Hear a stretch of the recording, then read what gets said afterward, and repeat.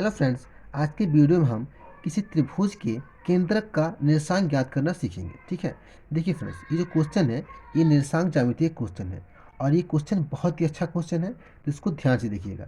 अगर आप इस क्वेश्चन को पूरा देख लेते हैं, यानी कि इस वीडियो को पूरा अगर आप देख लेते हैं, तो इस प्रकार का क्वेश्चन एकदम आसानी से आप हल कर पाएंगे। ठीक है, तो चलिए फ्रेंड्स वीडियो स्टार्ट करते हैं। देखिए क्वेश्चन हमारा क्या कह रहा है। क्वेश्चन कह रहा है उस त्रिभुज का केंद्रक ज्ञात कीजिए जिसकी शीर्ष 7,5, 5,7 और -3,3 है। ठीक है, यानी कि हमारा कोई त्रिभुज है जिसके शीर्ष के ये निर्देशांक है। ठीक है, तो अगर क्वेश्चन ऐसा दिया रहे तो सबसे पहले हम क्या करेंगे, यहाँ पे त्रिभुज बना लेंगे। ठीक है, देखिए तो ये हमारा कोई त्रिभुज है। ठीक है, त्रिभुज है और ये हमारे निर्देशांक है, तो इसको हम क्या करेंगे, यहाँ पे बारी बारी से नोट कर लेंगे। ठीक है, यहाँ पे लिख लेंगे, यानी कि दर्शा देंगे। तो देखिए सबसे पहले हम लिखेंगे इस शेष का निर्देशांक। तो इस शेष का निर्देशांक कितना है, इसको मान लेते हैं, ये हमारा हो गया 7,5।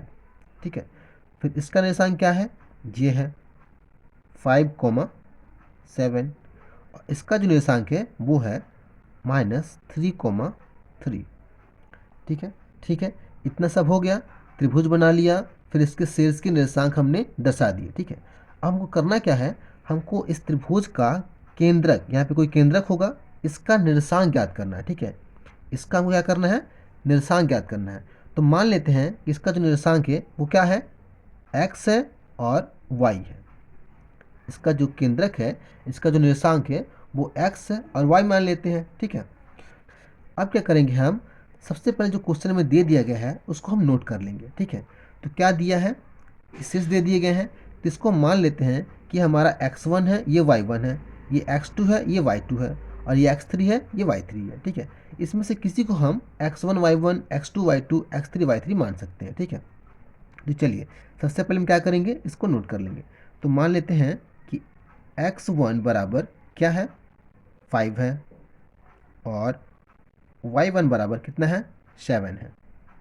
ठीक है, और x2 बराबर कितना है, 7 है और y2 बराबर कितना है, 5 है और x3 बराबर कितना है, -3 है, -3 और y3 बराबर कितना है, y3 बराबर है 3। ठीक है, ये सब हमने नोट कर लिया। अब हमको केंद्रक का निर्देशांक ज्ञात करना है। तो केंद्रक का निर्देशांक का जो सूत्र होता है वो क्या होता है, x बराबर, ठीक है, वो होता है x बराबर x1 plus x2 plus x3। ठीक है, बटा 3। ठीक है, और y का जो निर्देशांक होता है, ये हमारा x का निर्देशांक हो गया।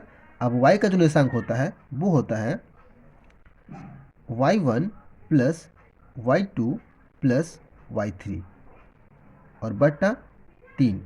ठीक है, देखिए अब इसको याद करना बहुत ही आसान है। इस सूत्र को हम कैसे याद करेंगे, देखिए त्रिभुज के 3 शीर्ष होते हैं ना, 1 2 3। ठीक है, तो हम क्या करेंगे, अगर x का निकालना हो निर्देशांक, ठीक है, यानी केंद्रक का x का निर्देशांक निकालना हो तो क्या करेंगे, x1 x2 x3 यानी 3 तक लेंगे। ठीक है, x1 x2 x3 और बटा 3 कर देंगे। त्रिभुज के 3 शीर्ष होते हैं, तो x का निकालना होगा तो केवल x का लेंगे, x1 x2 x3 और बटा 3 कर देंगे। उसी प्रकार अगर y का निकालना हो, इस y का निर्देशांक निकालना हो तो क्या करेंगे, हम केवल y का लेंगे, तो y1 y2 y3 3 तक लेंगे और बटा 3 कर देंगे। ठीक है, एकदम आसान है याद करना, आप इसको आसानी से याद कर लेंगे। ठीक है, अब इसको हम हल करते हैं। देखिए अब क्या करेंगे, हम इन सब का मान इस सूत्र में रख के क्या करेंगे, हम इसका निर्देशांक ज्ञात करेंगे। देखिए तो सबसे पहले क्या करेंगे, हम यहाँ पे लिखेंगे x बराबर, इस x1 का मान कितना है, x1 बराबर है 5, तो लिखेंगे 5, फिर प्लस x2 का मान कितना है, 7, फिर ये प्लस x3 का मान कितना है, -3, तो कोष्ठ में -3 लिखेंगे और बट्टे का ये 3।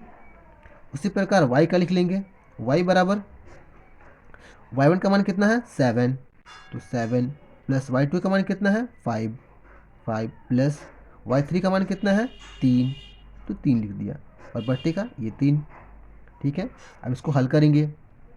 देखिए यहाँ पे लिखेंगे x बराबर, देखिए इसको जब जोड़ेंगे तो कितना हो जाएगा, 7 और 5 12 होगा, 12, ठीक है, और प्लस ये -3/3, ठीक है। इसको आगे हल करेंगे तो क्या होगा, यहाँ पे लिखेंगे x बराबर, देखिए ये 12 है ना, और इसके बाद क्या है, प्लस है, और ये क्या है, -3 है। तो -3 जब कोष्ठ से बाहर निकलेगा यानी कोष्ठ खुलेगा तो ये माइनस और ये प्लस क्या हो जाएगा, माइनस हो जाएगा। तो ये हो जाएगा 12 - 3/3, ठीक है।